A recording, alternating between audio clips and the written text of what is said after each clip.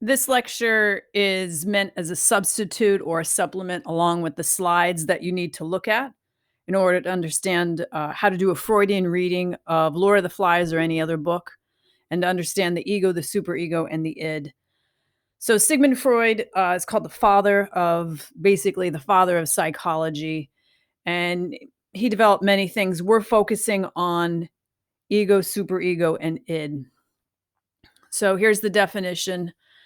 Three parts of the human psyche. The psychoanalytic personality theory came from Freud, and these three parts combine to create human beings and their behavior. So we have all three of these parts. The id is the child.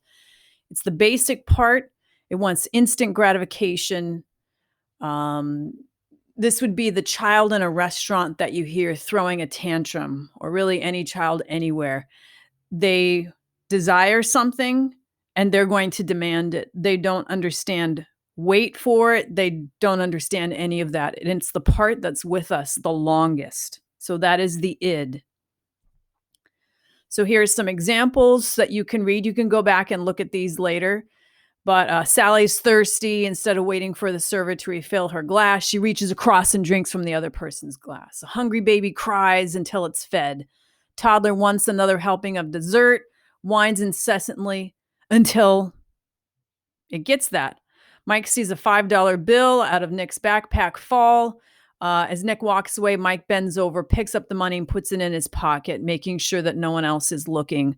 So he sees it, he desires it, and he takes it. The second part is the ego.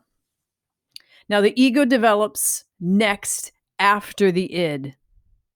And the ego has to deal with reality. It wants to be socially acceptable. You know, we're all mammals. We want to travel in packs.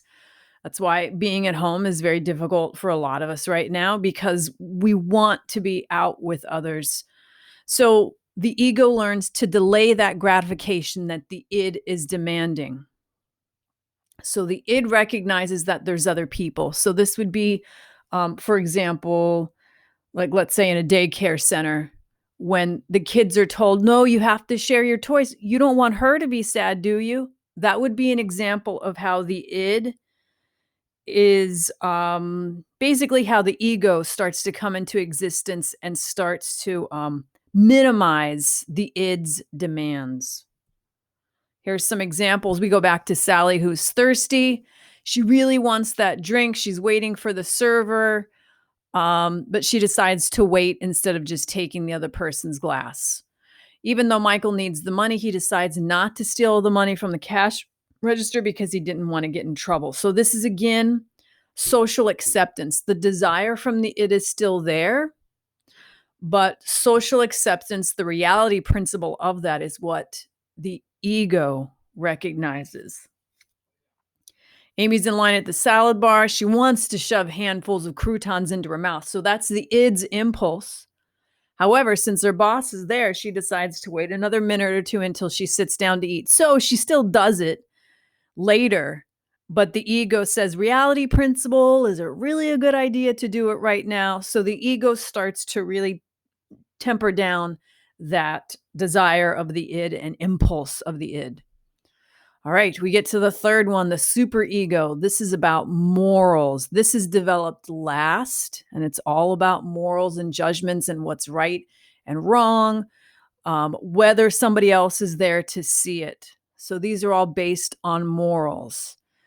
It's more than just what others think. It's about the eternal consequences of actions. So it's much bigger. Sarah knew she could steal supplies from work. No one would know it.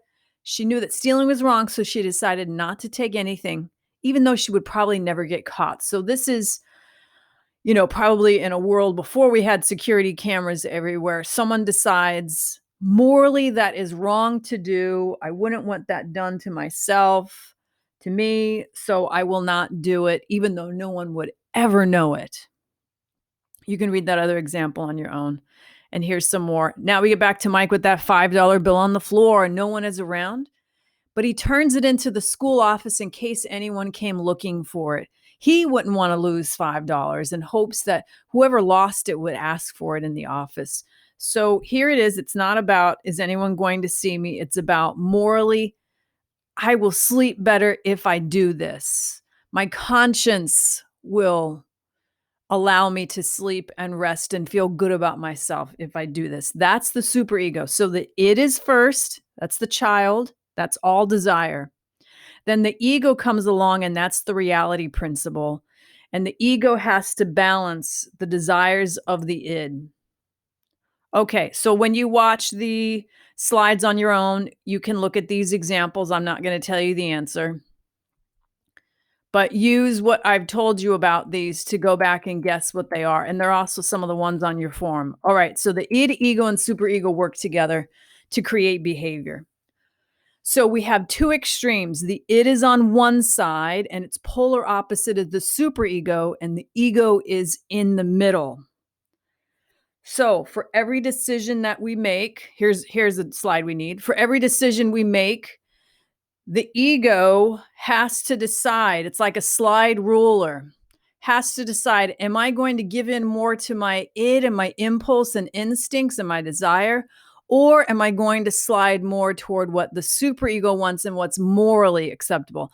So the ego is always caught in the middle, and the ego is really what the world sees. That's who you are. And it constantly has to balance between these two extremes. So we see this picture and we're familiar with this concept. So do you see our three parts? Id, superego, but Homer is the one that makes the decisions. So he's the ego, the middle part. Okay, so id is the pleasure principle. Those are our instincts. That's what we want. It's an unconscious impulse, which I'll talk about in another video. The ego is reality. That's who is presented to the world. What balance can I make between these two extremes? And then the superego is the conscience and the morality of it, etc. The voices we hear in our heads about what we're doing. Okay, so I hope that helps you. Go back and watch the slides, and that should be a good supplement for you.